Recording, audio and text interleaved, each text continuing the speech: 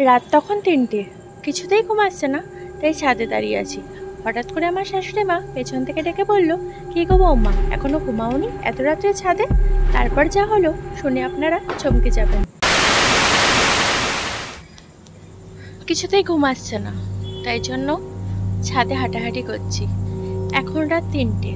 হঠাৎ করেই আমার শাশুড়ি মা পেছন থেকে এসে বলল, কি গো বৌমা, তুমি এখন ছাদে এত রাত্রিবেলা কি করছো? ঘুমাওনি?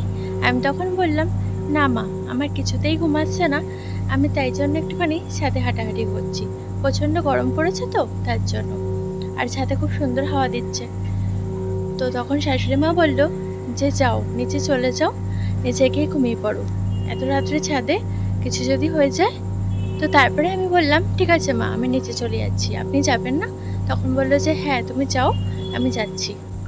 তারপরে আমি নিচে চলে যাই। তো নিচে চলে যাওয়ার সময় আমার ঘরে ঢুকতে গিয়ে আমার শাশুড়ি মার ঘরের দিকে চোখ পড়ল। তো ঘরে দেখি আমার শাশুড়ি মা অকাতরে ঘুমাচ্ছে। এই যে একটু আগে ছাদে আমাকে বলল, তাহলে ওটা কে ছিল?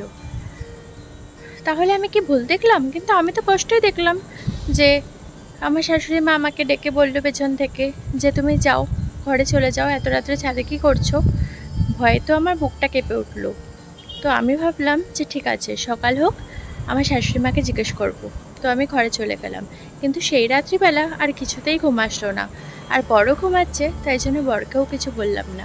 তোমরাই ভাবো না, যদি রাত্রিবেলায় তুমি ছাদে থাকো আর কেউ যদি পেছন থেকে এসে তোমাকে বলে তোমারই কোনো চেনা পরিচিত জন, আর তারপরে যদি এসে তুমি নিচে দেখো যে সে ঘরে ঘুমাচ্ছে, তাহলে তোমাদের কি অবস্থা হবে?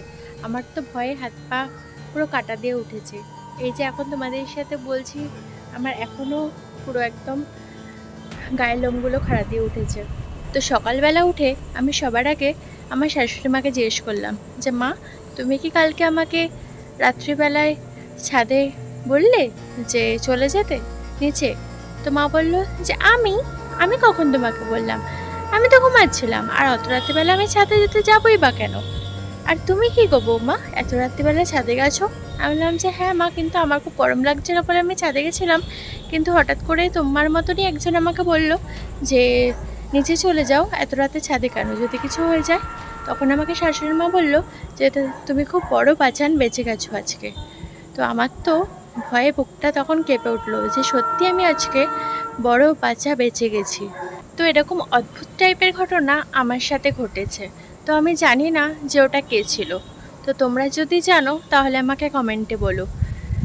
আর এরকম অনেকই ছোট ছোট এক্সপিরিয়েন্স আমার সাথে ঘটেছে।